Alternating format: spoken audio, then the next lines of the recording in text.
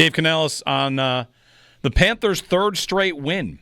Carolina Panthers are playing a little better this year. They've got 4 wins on the season, and that's who the Bills will play on Sunday. Joining us is Kyle Bailey, who talks Panthers down there in Charlotte. Kyle, good morning. Jeremy and Joe, thanks for taking time today to tell us about Carolina and how the season's been going for them.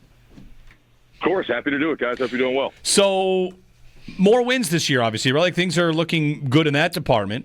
How real have the Panthers felt? They've got a good win over the Cowboys. I feel like that's a good win. They blew out the Falcons, who beat the Bills. So, Jekyll and Hyde, what is Carolina so far through this many games in the season? I think they're a young, talented team that is in the early phases of winning and learning how to win and seeing that the process, as you heard Dave Canales mention there a second ago, is actually a valid one that is starting to turn things around for this organization. One that's kind of been out in the desert without much water for the last couple of years. But they have, under Dan Morgan, added some, I think, real talent. That's evident with the way these rookies and second-year guys are producing and contributing. They've added real talent around their quarterback, who is still on his own journey. But maybe most importantly, the defense went from historically bad last year to one of the best run defenses in the NFL so far, and a secondary that's really been covering well. So they're a young team with a young head coach that's starting to believe in themselves, and after 3 straight wins, folks around here are pretty excited about that. Kyle Bailey, WFNZ in Charlotte with us. So run and stop the run, kind of feels like, because if they can do that, we talked about this a little bit, I think, before the season, Kyle. Like, they should be what? Like a playoff bubble team, and if they look like this, do you think they probably stay in that race? Yeah, no, I think they can. We were just actually going over their final 10 games yesterday trying to figure out what we thought was possible. And there's a lot out there for them. And I know going into this season, for me, as someone who, like you guys, a radio guy who's talked about this team daily for basically a decade at this point, wanted to see improvement. 5 wins last year, a bunch of close calls down the stretch. I mean, they had teams like Kansas City and Philadelphia beaten, the 2 Super Bowl teams last year. And so you wanted to see that carry over, and then they stumbled to start the year, but here they are at 4-3, and I think myself and most people thought, being 8-9, 9-8 team, I think they're really targeting 2026 as the year they want to take off. So, this would be a massive win over Buffalo, but so long as the steady play, the consistent play continues, and you don't have more of those wild swings like the blowout in New England a couple of weeks ago, I think this team's poised for, an 8-9 win season. Is it surprising to you that they have had an improvement really without Bryce Young feeling like the reason for it? I mean, we've talked how this week that, like, really, we might even rather play Bryce Young this week, and it's Dalton who, like, is there really much of a drop-off to be expected? See, I don't know about drop-off. I think Bryce has played I think people were expecting a little bit more, but I think Bryce has played well, in a lot of situations. And I think actually, it's not even a really tight game down the stretch if he stays in. He's made some really clutch throws against Miami and Dallas in particular.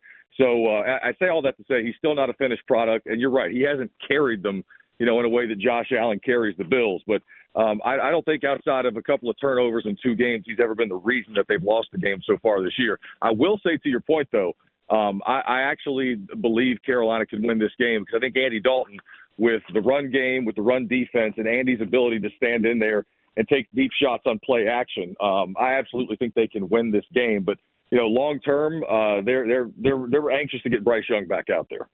Running the ball, Chuba Hubbard or Rico Dowdle, right? Like, Dowdle had those big explosive games. What do you think the split looks like going forward, and will the Bills see both of them? Yeah, I personally, I think, and I know the listeners, the fans, absolutely believe that Rico Dowdle should be this team's lead running back right now. You'll have to forgive me. My dog is trying to run away as we're outside. Bo! It happens. Yeah, take care of that. We can relate. So anyway, I think this is it's a team that's got some potential that the run game is really exposing to a lot of people. But Rico Dowdle's been the biggest reason why. Now, Chuba's a good back, right? He was a 1,000-yard back last year. He's a leader on this team, so he's not getting benched. But it's undeniable how well Rico is running the ball, how hard he hits the hole. He's a little better in the passing game. We've seen that already. So I would expect the split to probably be closer to 70-30, assuming this game is close on Sunday. The other piece on offense to watch, Ted McMillan's had a nice start to his rookie year as a top 10 pick. Just how good do you feel like he's been so far? he's flashed a lot of talent. I mean, you can see the reason he was a top 10 pick, which took a lot of people by surprise here. He's got the measurables, but, we thought they were going to go defense with that first-round pick. But they took him because they believed in who he is physically and beyond that, of course. But that stuff's already showing itself, just the innate talent, some tough catches. Now, he has been up and down. He's had a handful of drops, one that led directly to an interception. Bryce's only interception against Dallas in that win. So he's been a little bit uneven in that way. But, I mean, the big plays, the one-handed catches, tight down the sideline plays, he's already shown that he was worth a top 10 pick, just in terms of his potential. Kyle Bailey joining us of WFNZ in Charlotte. Kyle, thanks for the time. And are you picking Carolina to win? Well, do you want to see how many Bills? You want to see how many Bills fans are in the crowd first before you? Be a lot of those. Well, we joked this week that we have. Well, you guys aren't just visiting; you're embedded in the community here in Mecklenburg County because there are so many Western New Yorkers down here. I will say real quick, 'cause I saw Joe a couple of weeks ago.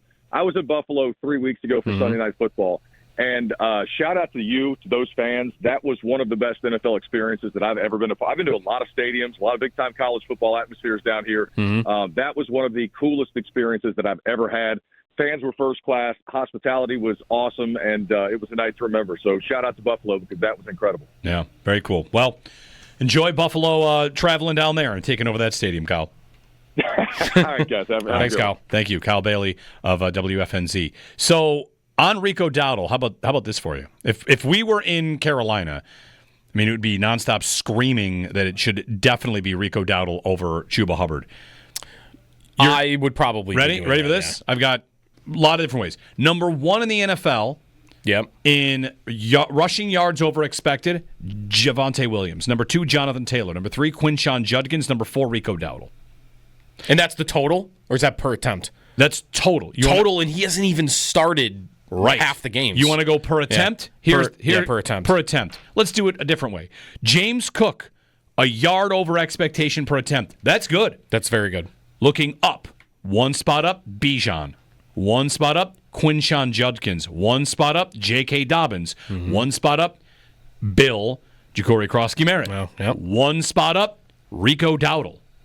Only Javonte Williams and David Montgomery are above Rico Dowdle in rushing yards over expectation per carry. Wow.